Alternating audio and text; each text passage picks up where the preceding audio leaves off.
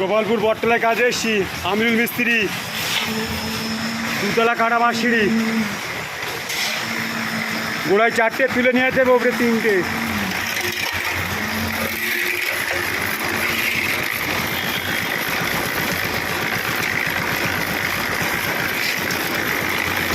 এই আরিফ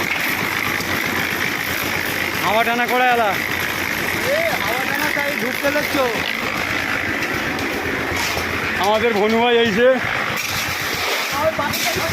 দুটো করে বালিতে, আবার দুটো করে মেশিন চালাচ্ছে, দুটো করে বালি দিচ্ছে, দুটো করে পাথর দিচ্ছে। এই সরি ভাই, ঠিক আছে,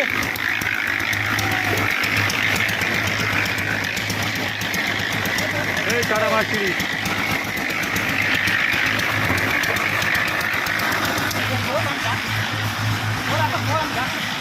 আয় তুলে দে।